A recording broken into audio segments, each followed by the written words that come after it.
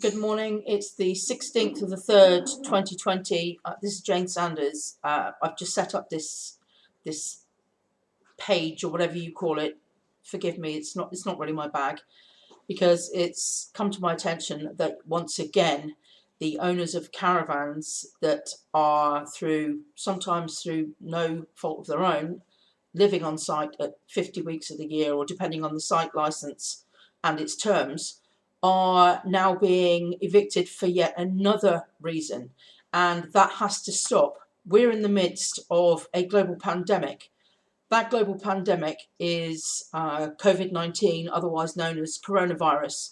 It's come to my attention that Thanet has the first confirmed known case of COVID-19 on a caravan site, and just reading through the Unhappy Caravan Owners Legal Beagle page. It's a page that I set up after a small group of caravan owners were evicted off a larger page.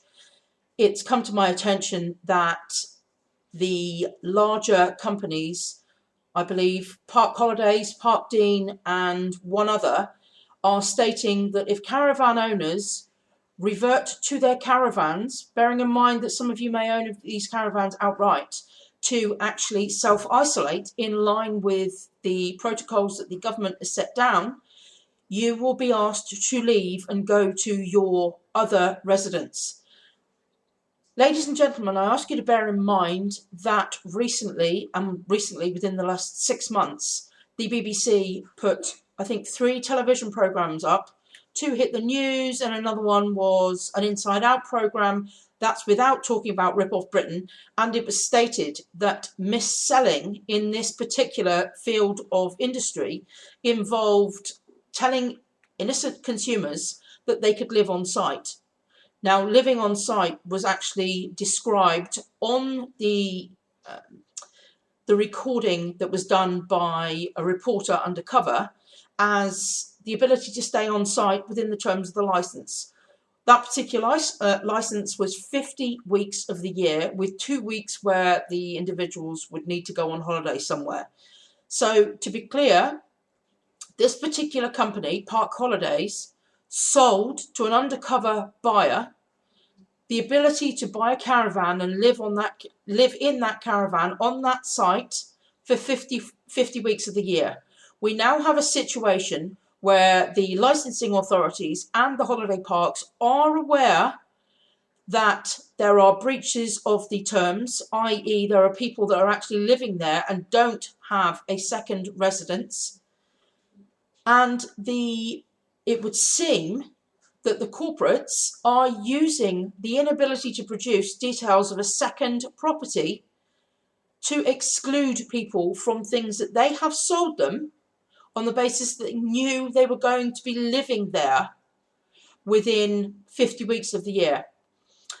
I'm here to ensure that if anybody is asked to leave on that basis, I will ensure that those details are put on YouTube to the public at large and straight to members of Parliament, because the effect of that is that they could predominantly be relegating those people to death.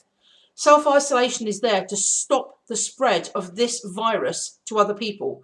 Asking you to leave is effectively putting you in a situation where you leave self-isolation and go and potentially spread that virus to other people, unsuspecting people.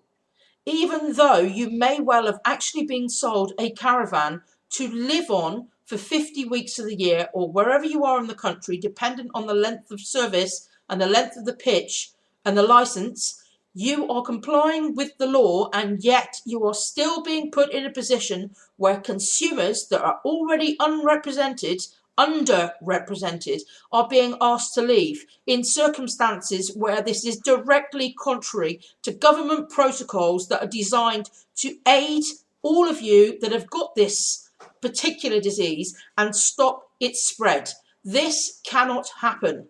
If you have any details, please get these details to me. It will be seen by absolutely everybody, and we will use this forum to actually ensure, as far as possible, that if any of the parks that are actually asking you to leave do force you to leave, that we have to notify the government and those individuals that are looking to profit from this particular, shall we say, it's a killer, and ensure that it doesn't happen. Thanks very much for your time. Back soon.